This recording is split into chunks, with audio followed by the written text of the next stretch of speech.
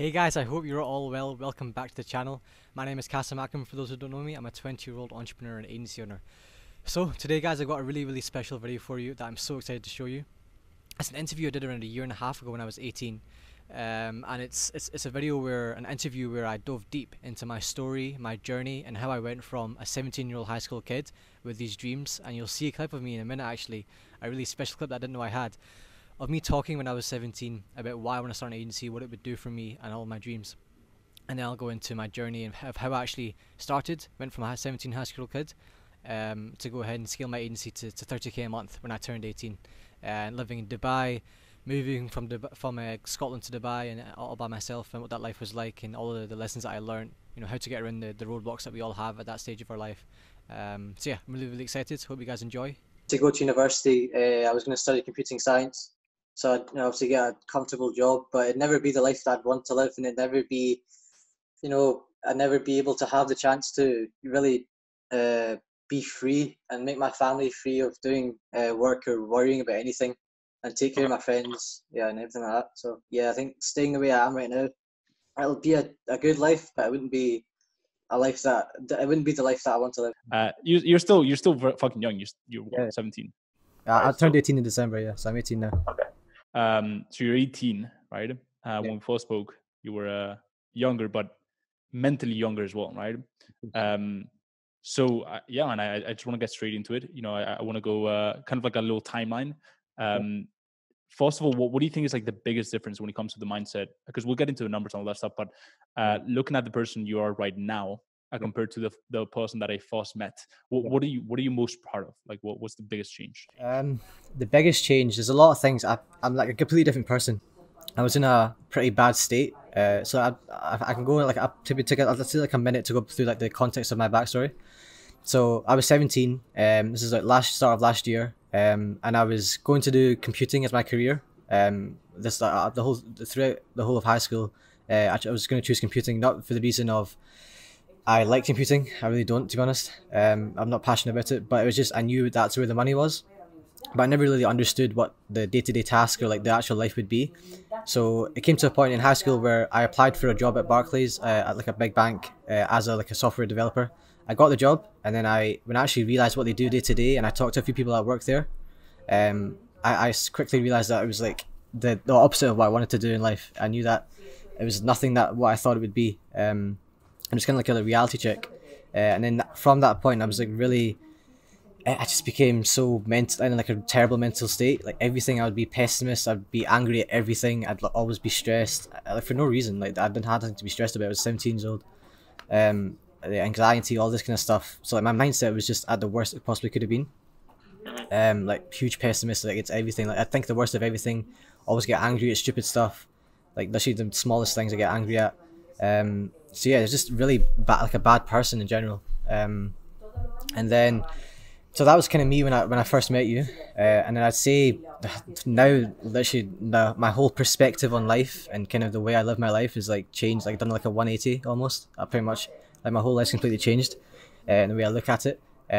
So now like I had that vision. So I guess I could say this: my vision that I always had, you know, deep down was that I wanted to be the first person in my family that could kind of take my family out of financial struggle. I don't come from a wealthy family. My parents have done well to shield me from the financial struggles that they've had, but they have been really struggling, and I didn't realize that back then. But I did start to realize, and that's when I got really worried about how I could get there, and that I knew computing wasn't the way to get there for me. That's when I started to turn into that person. So then when I went through the struggles through the business and actually started to do well, I then kind of my mind, I had like a roadmap on how to get out of that, how to get to that goal of, you know, saving my family from financial struggle, and that there like the biggest stress that I've ever had was relieved, and then from there I started to meditate. I started to read about you know, self-image, mindset, and then everything in terms of the way I'd think, my perspective on life, how I'd approach my day, in terms of I wasn't a pessimist anymore. I literally haven't been angry in a long time. Yeah, so everything, the way I present myself, the way I speak, the way I do things, the way I like come to relationships, or I talk about relationships, literally everything has changed for the better. So it's a huge difference in terms of the way I was and I'm really proud of that change. That's been I'm so happy that it happened this early, rather than happening like mid-20s or early 20s. I'm really happy that I went through that kind of mindset shift this early in my life. Because was that always you mentioned that you had this very noble mission of taking your family out of poverty, right? Was that, well, not poverty, of financial struggle, not poverty, but financial struggle. So was there any other drive? Because I know for you, I want to touch on the relationship side of things and how important for you it is to feel like you're leveling up your network and all that stuff. Was there any like other vision that you had for your life? Yeah, of course. Yeah, obviously I wanted to be rich. Like, at the end of the day, like, you could say all this stuff, but at that time when I was 17, I wanted to be rich. I wanted to be a millionaire. I wanted to have a really good life and be the guy who's rolling around in Lambos and with a big house and a really good family. So obviously, yeah, nobody can deny that that's a huge part of why you start a business. You want to have a good life. So of course, my family, I feel like getting them out of the situation that we were in was a big part of changing my life as well. Like, obviously, changing my life is a huge thing. Like, for myself to be able to go to Dubai and mess around with Lambos, but my family still be in poverty. It's not that they're both kind of linked for me. Like, I can't be happy without them being happy, that kind of thing. Yeah. So obviously, like that, they were both in conjunction.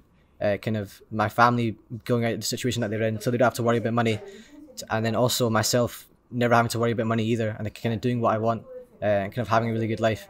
That was obviously a huge part. And also, a really big part for me was the reason I chose. This is going off on a tangent, kind of, but the reason I chose, a marketing agency over dropshipping, Amazon FBA, or whatever other businesses, is because I wanted to be a respectable business owner. Like, I wanted to be somebody that people look up to in business, and that is why I started this business model, because I knew it was like this for loads of reasons. But that's why also that's another big driver of why I started this business model, an agency over anything else as well. Yeah. Why an e-com agency? So e-com agency. So first off, the business model itself, it's service based. So obviously a big thing for me, I had no money. So I had no money at all. So I couldn't put any capital into anything. I couldn't buy stock. I couldn't invest into anything. So I needed no capital investment to start the business. That's a big thing. And then also the business itself, it's just obviously service based. It requires you as a person to drive the business forward. And I feel like, I don't know, it's 100% true that the skills that you build in this business model, where you're setting meetings, you're talking to people, it's pretty much you. It's how you present yourself, how you talk to people. It's how you can persuade people, how you can communicate, how you can manage a team, how you can build a team, how you can get people to trust you, and then ultimately get results and what your service is. That's the reason I chose this business model. But then with e-com is just like and I knew it was the future. I knew it is the future, and it's only started becoming amazing. And I knew that the difference between e-com and local businesses is that e-com is never going to die, and it's literally recession proof. It's never going to die, at least in the next, like, God knows how long. But I knew with local businesses also, in terms of the money side, obviously e-com, is substantially, better with the money. But not just that, it's in terms of when I see these e-com brands, an e-com brand is something that I would like to start in the future as well. So when I saw these e-com brands, it's not just that I wanted to work with them, but I also wanted to be an e-com brand owner myself one day, hopefully next few years. So that's why I chose that over working with local businesses or whatever else. That's why I chose e-com, because I knew that, one, it's an extremely good niche because of the industry that it's in. That it's recession proof. It's not going to die. Also, money side, obviously, it's very good in terms when you get to a good level, you can start charging performance incentives, which can be very lucrative. And then also in terms of, I wanted to start a brand, so I wanted to kind of be in that industry and kind of have a foothold in that industry before I get into it myself. Yeah, 100%.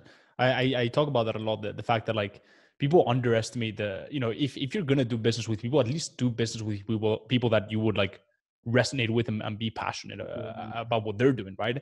Like, if you're helping someone that, like, you resent the way they do business or their lifestyle, it's not going to be as rewarding. Whereas if you're working with, like, e-com founders who are living the life that you want, right, can literally take you under your wing. Like, they can be like, on top of, like, my mentor, for example, they can be your mentors as well, right? In the e-com space.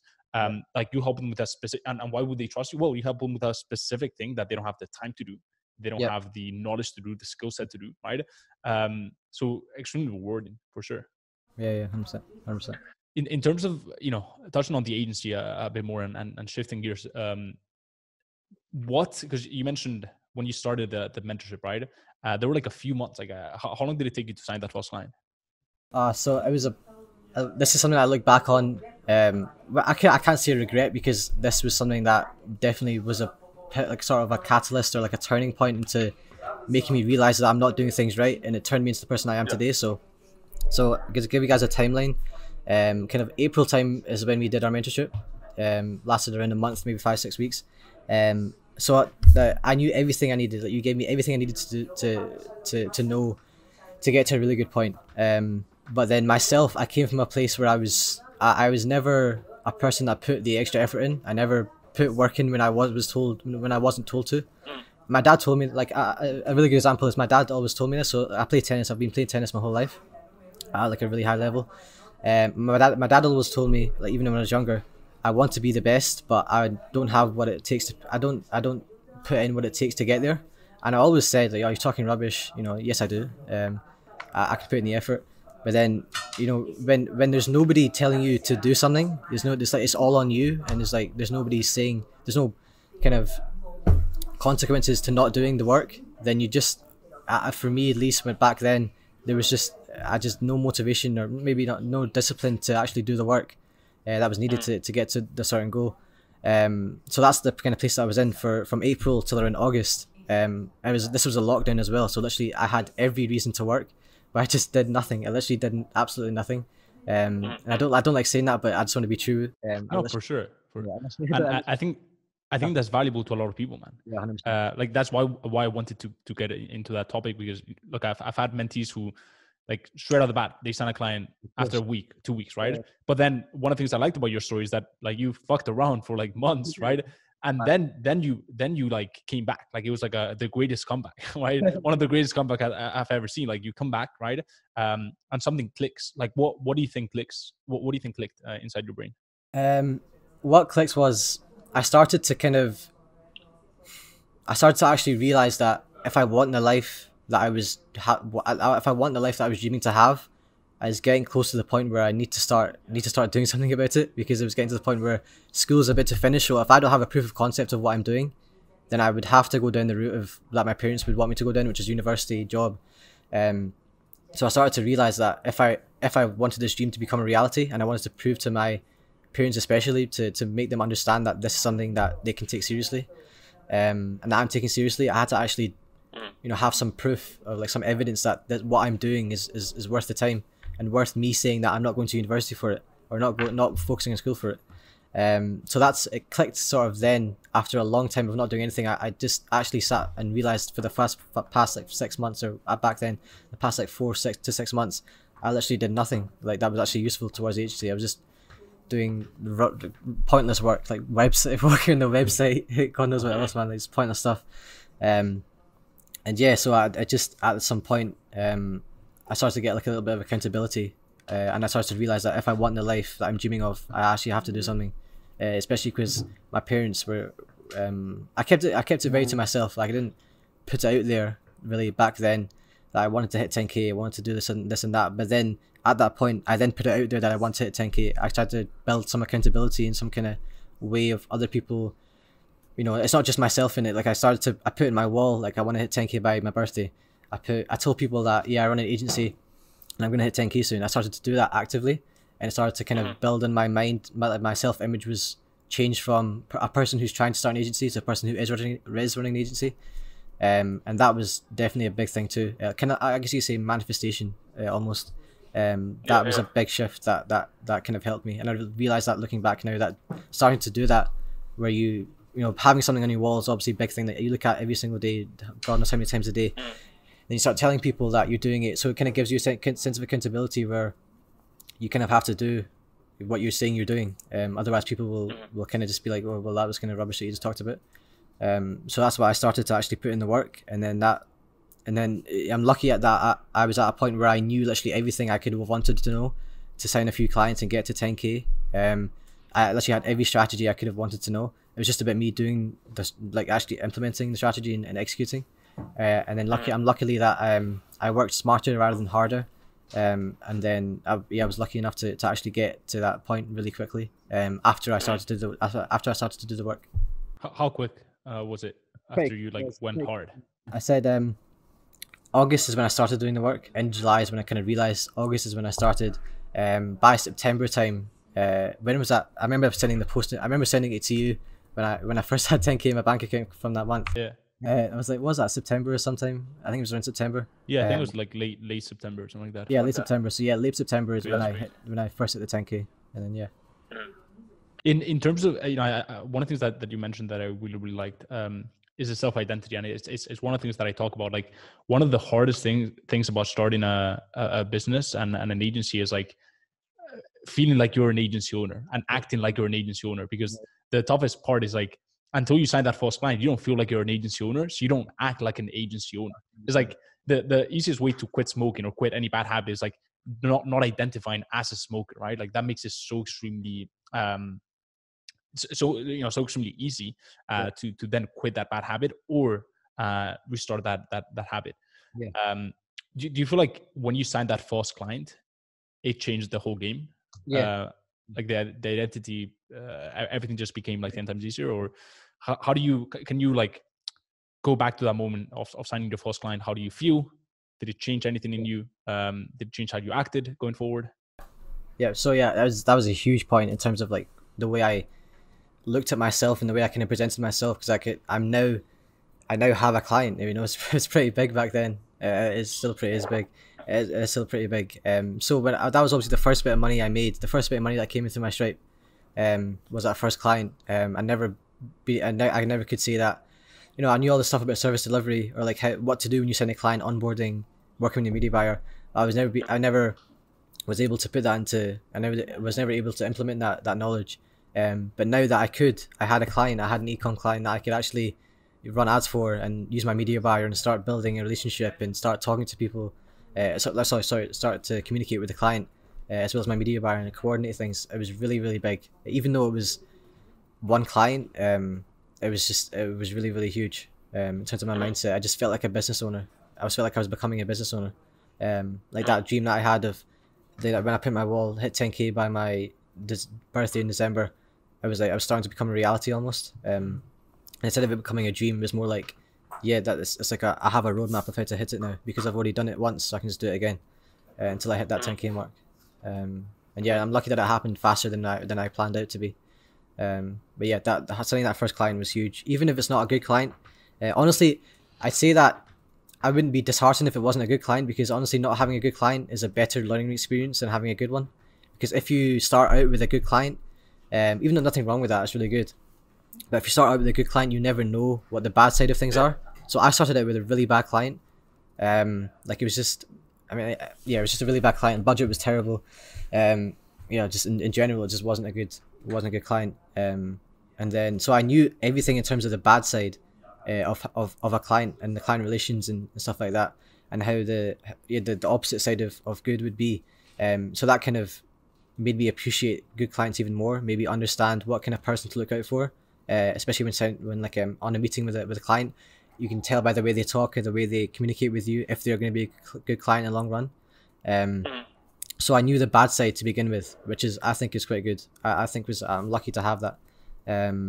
So I can understand properly and appreciate what a good client is, and know that I can kind of spot out the bad clients. I was able to spot out the bad people that would be clients when I'm on meetings with them, and that saved me a lot of time and hassle as well, and kind of stress. 100%, man. I think that's a really good point. I feel like a lot of people starting out, they look for the ideal conditions, right? Yet, if you look at the most successful agency owners, the common trait is they've done, they've experienced the worst and they've experienced the greatest, right? They've launched some of the worst advertising campaigns in history, but they've also launched some of the greatest campaigns, right? And been extremely successful with those. They've had some of the worst clients and they've had some of the greatest clients, right? When you don't know what the range can look like, you cannot judge, right? Your perception is severely limited. Hey guys, I hope you're well. Hope you're enjoying the video so far. If you haven't already, go down and subscribe to the channel. turn on the notification bell and go comment as well. I'd love to see what you think about what you've learned so far, what's inspired you so far, any takeaways or lessons that you've learned from my experiences and my story. But other than that, enjoy the rest of the video, guys. Now, in terms of going forward, right after the first client, how did you manage? Did it ever get to a point where it was like overwhelming, or did you ever get to a point where it was like you reached maximum capacity? How did you manage this new life where you just like woke up and you worked on your agency and you know, full time, like just felt like a true agency owner? Yeah. So moving on from that, this time school was back on, I believe. Yeah, school was back on. So I was at school, and I started to I felt a lot more motivated to do work because I had work to do. Like it was like before, obviously the work before was on me. Like it was on me to do it, and if it didn't happen, if I didn't do the work, nothing would happen. But now that I had this client and my business was becoming a thing, like I have a first customer that I have to take care of, I started to have like a bit more motivation to get to my computer and start doing work, and that kind of had like a snowball effect. So like when it come to, you had to go to the computer to you know, reply to a message, you then would just do whatever else you need, like outreach, and then that would lead to another client coming on like 3 weeks later, and it just happened again until I hit 10k. So like the amount in my bank account was 10k from that month, and yeah, it was like surreal. Like I didn't understand it. It was just like, it was all just like money, like numbers on a screen really. Like I didn't understand the value of money because I'd never used it. Like with all the money that I got back then, like I didn't have any use for it. So it was kind of like just numbers on the screen, like a game. So I was like, so I didn't understand the impact of it until I actually started to use it. Yeah, and going back, going to the because obviously you're still in high school, and for those watching who are still stuck in college, maybe a job even, or high school, like how do you balance? First of all, how do you balance the workload? So the way I balance it is I think that I have 2 days in one day. So my first day is something that I can't negotiate with, which is school. So you have routines around that day. So obviously wake up. In terms of school, college might be different if you're in university, but with school especially, it's a lot more strict timetable. So obviously you wake up, you go to school at 9 a.m, come back at 3 to 4. So that's your first day. That's something that you can't negotiate with. You just have to get it done.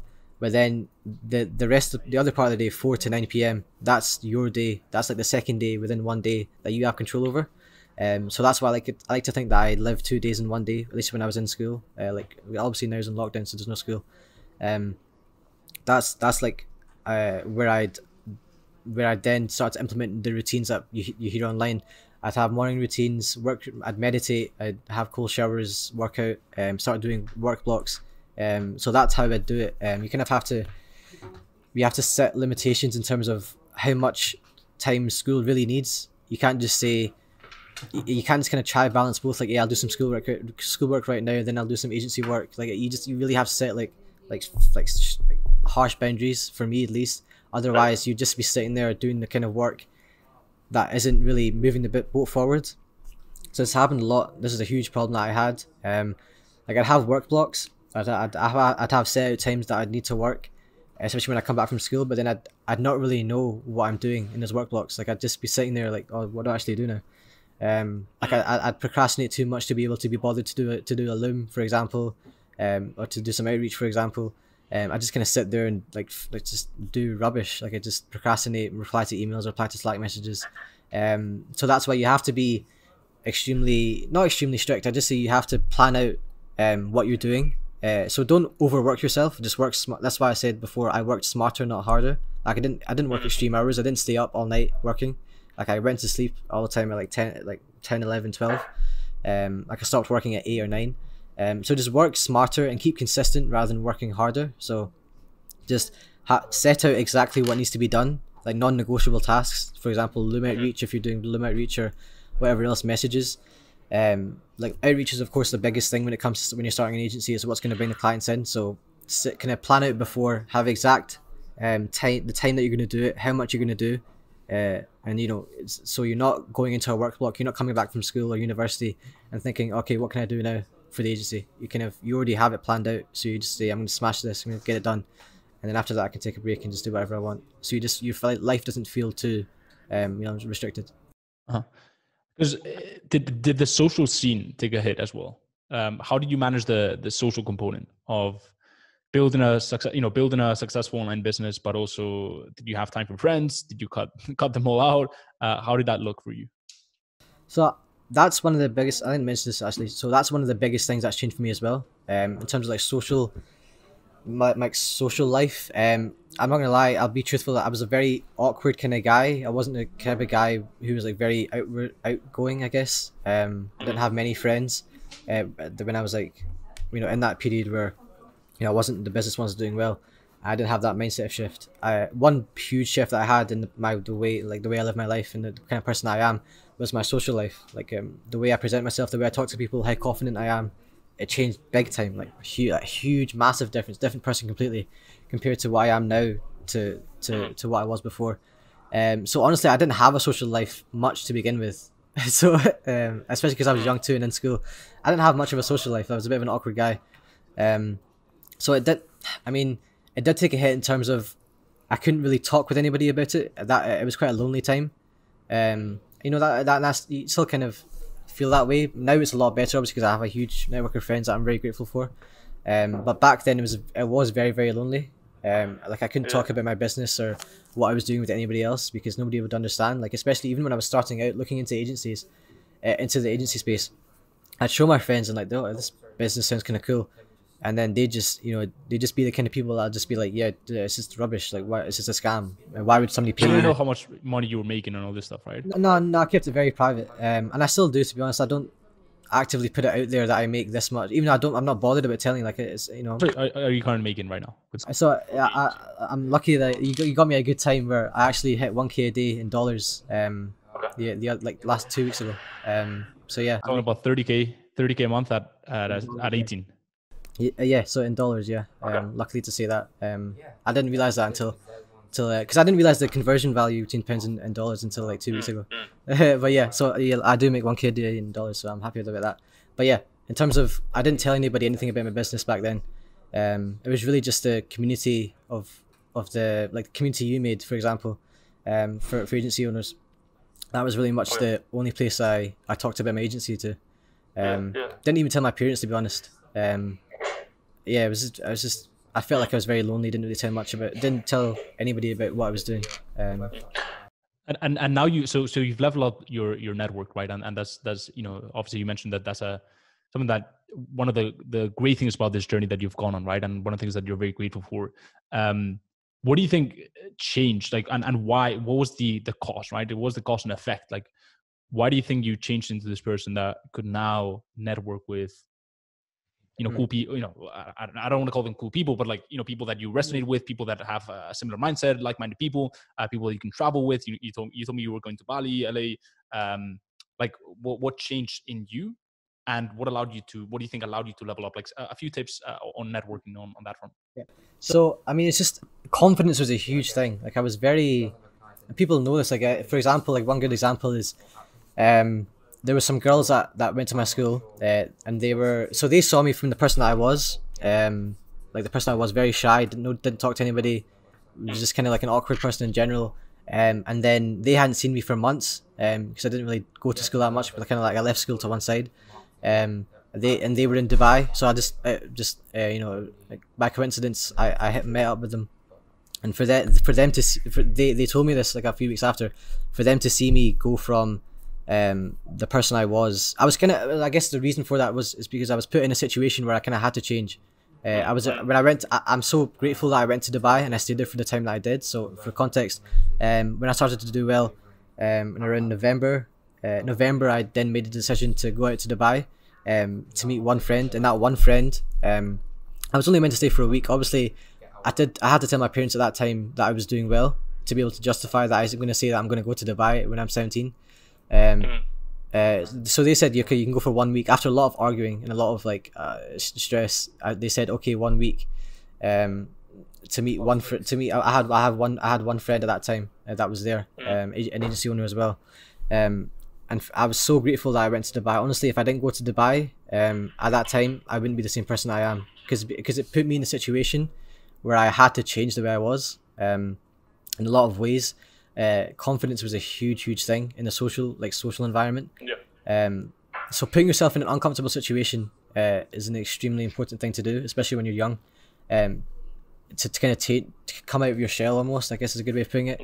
So you have to kind of be in that situation. So I mean, I'll kind of be like, I'll tell you some stuff that happened. So obviously those, so I'd never been able. So I told you, I was an awkward guy. So girls was one thing. I never talked to a girl. Like I literally had no conversation with any girl at that time. I went to Dubai, and it happened again. Like, I was in social circles, but I was too shy to talk to a girl.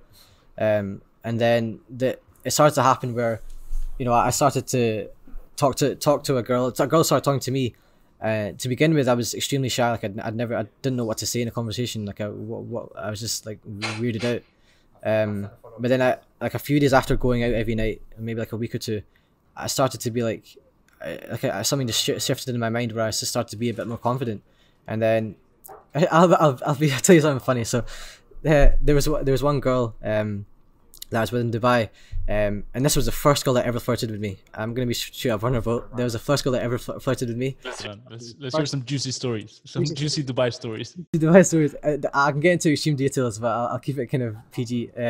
So yeah, that was the first girl. There was the first girl that ever flirted with me, and she was older than me. So I was like, I was so shocked when that happened. I was like, what the fuck? I was like, what's going on? And that, I guess that sort of gave me the ego boost that I need to be able to be more confident in the social environment. So that was that's something else that I'm grateful for, that I had that experience that I'd never had before. And that shifted my mindset in terms of, talking to people, and talking to girls especially. That was something that changed big time, in terms of, and then from there, from that point onwards, I was just a different person completely. In terms of when I talk to people, I'd be a lot more open. I'd be a lot more confident in the way I speak. The way I dress, even, that changed completely as well. I'd be a lot more confident in the way I dress. I'd never wear something like this before, like a shirt, and nice like clothes. I just felt a lot more better about myself than I did before. I wouldn't just sit there in the corner and not speak. I'd actually, actively, speak. And I'm proud to say that, and I'm grateful that happened. That experience, I went through those experiences, that led to me changing the way I was. Yeah. Dude, I'm very happy that you delved into this, and you talked about this, because that's one of the things that I feel, being an agency owner gives you, right? It gives you this ability to feel comfortable being uncomfortable, right? Like jumping, the first, you were building up to a point by just jumping on calls with prospects, right? Like just getting those first few calls, like it is a bit nerve-wracking when you're speaking to those first prospects, right? You have to jump on calls, you're uncomfortable, you don't know really how to express yourself too well, right? But then you start building your this confidence, and then talking to strangers becomes easy, right? Because you've talked to so many prospects, right, that you don't know, in a much, in higher stakes scenarios, right? Talking to girls becomes easier, right? Doing all this stuff that would make you uncomfortable, you see discomfort as the way forward.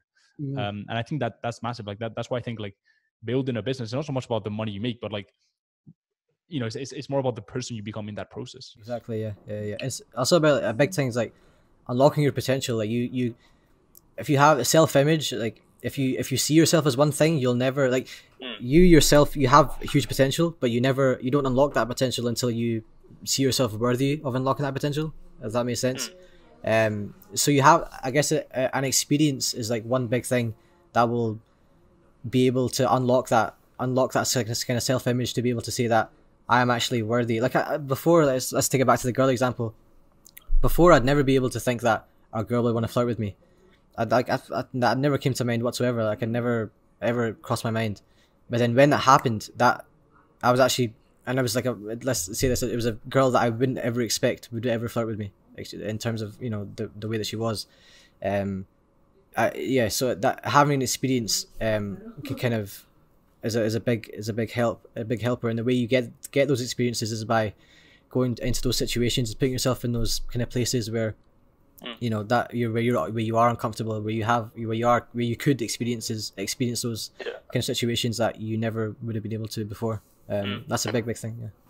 And then you start getting this little small wins, right? And those start to build up confidence. Like that's what I feel people forget, right, is the fact that like, look, the person you are today is not the same person that you're going to be when you hit that 10K a month mark, or when you get to a point where, with, like you with your agency right now, hitting 30K per month, right? It's a complete different type of person, and that you've been able to transform into that person because you've chased that discomfort and you've gotten some little wins under your belt that allowed you to, propel you forward to getting those bigger wins, right? It's kind of like you start winning and you cannot stop winning. Yeah, definitely. Yeah, it's really, 100%. So experiences and just getting wins and different little private sort of victories and sort of private experiences that you don't really tell anybody else about, but you know in yourself that, I've never experienced that before, I've never got this before. It starts like compiling up and just turns you into, like, kind of makes that, it kind of kickstarts that kind of mindset shift or like shift within yourself to be able to become the person that you want to be. Yeah. Is there anything that the money is there anything else that money has helped you with, or that money has, just the way that money has had an impact on your life? Yeah, 100%. So money, so I don't think that I never actually celebrated the fact that I hit 1K a month. I'm sorry, 1K a day. And the reason for it is because when you're around, especially when you're in a situation, so this is another reason why I'm grateful that I went to Dubai. You are around such like immense wealth. Like the people you're chilling with are like billionaires, and they have like money that they like couldn't care less about. So when you're around those people, and especially when they're similar age to you, like maybe like 5 years older, 6 years older, money and starts to become less of an object almost. It starts to become less. You're less scared about a certain figure, because you're around such immense wealth that like a number like 30k a month is so like small. Like it sounds quite bad, but it's so small compared to what everybody else is around you is doing. So that social circle, that network is so important to be able for you to kind of realize that you can be part of that, to be able to level yourself up. So those like small numbers like 10k, 30k, 50k are numbers that in the long run are just part of the process. Like it's not it's obviously good to celebrate them, but at the end of the day, it's just part of the process, and you're meant for a lot more than that. You're meant to be in this kind of bracket of generational wealth where you have money to do whatever you want with, where you don't worry about this kind of small wins here and there. It's more just, not wins, sorry, small numbers here and there. So yeah, that was a huge thing. The biggest thing that comes with that is it became so, like, it became feasible in my mind. Like I had no fear of becoming a millionaire, but before the age of 20, like I had a big fear of how I was going to do that, and if it actually was possible. But being around the friends that I have now, especially in a place like Dubai, because there's so much wealth around you, I had friends that were like 19, 20 making millions and millions, and they started to tell me how they made it, and I could see that my path was very similar to theirs, and I started to understand that the numbers that I was hoping to hit are nothing compared to what potential we actually have, and that I actually have a roadmap now that those numbers are extremely feasible. Like I have a roadmap set out in my mind, of exactly how I'm going to hit there. Like before, a million was like a foreign concept. Like even 10k was a foreign concept. Like how do you hit 10k a month? But then I realized that I had a roadmap after our mentorship. I had a roadmap of what I needed to do to get there. Then it came to like a number like a million. That's about maybe like 5 months ago. That was like unattainable. That was completely foreign. Like a million's like a huge number. But now I have this in my mind exactly how I can hit that very easily. No, not easily. Sorry, very simple, and a very simple kind of roadmap. And it just kind of keeps going like that. So I'm now a lot less worried about numbers. I'm more just worried about life experiences and kind of my social circles and all this kind of stuff. So it was a huge big change that made. Yeah, man, and purely just enjoying the game, and enjoying the fruits of. It's just the game, man. At the end of the day, right? Dude, I think that's a really good spot to wrap up this interview, man. I think you came through. You dropped some value bombs. I think we've touched on a lot of really cool insight. And I want to acknowledge you, man, for going from this kid that I first met, right?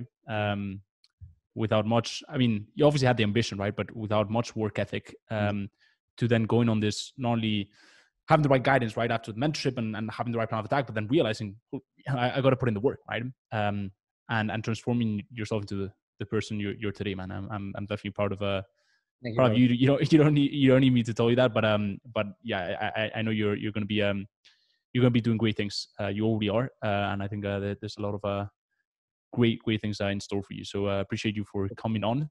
Anytime. Obviously, we'll stay in touch, man. We always do Sure. through Instagram and the 10K Club and all that stuff. But yeah, man, we'll stay in touch. Any final words? Final comments? Yeah, I mean, I guess for anybody that's kind of my age watching this, or any age, to be honest, it's just about, you need to stop worrying about kind of the small things that don't have much difference in, like, don't have much effect in the long term kind of thing. So what I mean by that is, in agency, if you run an agency, for example, if you're starting to do it, having attaching emotion towards small things. I always see this happening. Like, people are worried about like open rates of their emails, or like they get annoyed about open rates. They get disheartened by, little small things, like like a client not coming through. Like, it's just, at the end of the day, like this, there's two different types of entrepreneurs: lifestyle entrepreneurs and serial entrepreneurs. As I'd imagine, most people will want to be serial entrepreneurs after they actually see some success. So what that means is, there's within business, there's every all these small tasks don't actually mean much in the long run. All these small tasks that you attach emotion to now, they seem big now, but in the long term kind of things, the long game, they really don't matter. And it's just in terms of, you just keep consistent in the tasks that in the things that work. There's proven things to work. You've been told countless times, especially if you've been to mentorship or a course. Those things are proven to work. So just, if you just trust the process, be consistent, and stop attaching your emotion to those things, in the long term, you will see the success that you want to see. Awesome, brother. So I think that's a great way to wrap it up. But we'll chat soon. Appreciate you all for watching this interview with Kasim. Where can people find you? I'm actually, so I have the Instagram. You can just follow me on that if you want to leave like it's like _Kasim. Yeah, you can put that in the link in the description. And then I'm also starting a YouTube channel. So a few videos are already edited, just going out in a week or two. So yeah, good. It's going to be exciting there. So YouTube's starting up. So yeah, should be good there, guys. If you want to watch any videos, go through. You can learn more. And if you follow him on Instagram, just a warning. His stories may create envy and jealousy, because I know you're gonna be living it up in Dubai very soon. So no, in all seriousness, check him out, guys. But that's a wrap. All right, brother. We'll speak soon. See you guys. Bye. Guys, so that is the end of this interview. I hope you really enjoyed and had a lot of takeaways, a lot of lessons, and also a lot of inspiration from what I shared about my story and all the stuff that I learned throughout my journey. I know a lot of you guys will now have the question or the thought of, okay, how do I use this inspiration, all these lessons that I've learned, and how do I have the same journey that Kasim had? How do I get started this business model? How do I have the same growth? And a harsh truth that I'm going to tell you guys right now that I wish I knew when I was 17 and 18 is that there is nobody in the space, in the whole industry of the agency industry right now, that is selling a course, a program, mentorship that I would tell you guys to go and trust, to buy from, especially. It's a harsh truth, but nobody in the industry is actually running an agency, but at the same time selling a course or selling a whatever mentorship program. So that's why I've taken it upon myself for the last few months. I spent a lot of my time, even though selling stuff is not where I'm going to be making my money. I make my money from my agency and other revenues, other stuff that I do, bigger plays. But for me, I know that all of the guys who are watching my content and other content, getting inspired, they really want to change their lives and break the generational cycle in their family. They want to be the ones who set their family free. They want somewhere to consume the information and to then take action. So that's why I've opened up a few spots to my exclusive mentorship community called the Winner Circle. And with the Winner Circle, I've also now built a specific program for them that you can only access when you're a part of the family, called the 6-Figure Agency Blueprint. Now this blueprint is going to walk you through step by step every single step of the journey that you need to go from having zero knowledge whatsoever about the agency space, about the business model, to then choosing your niche, choosing your offer, and then building your agency and scaling up from there to 50k a month, and even beyond, to be honest. So yeah, guys, I've opened up a few spots, so if you want to know more about it, it is very exclusive. I don't really let anybody in that isn't committed, that I don't see is going to be really a good part of the family and be a big benefit to the family. So yeah, go ahead and DM me on Instagram. Tell me you came from this. Tell me you came from this video, and what you learned from this video, and that you want to learn more about the Winner Circle. And I'll hit you back myself, send you a few voice notes, and explain what it is and see if it's right for you. So guys, I'll see you in the DMs. Have a great day.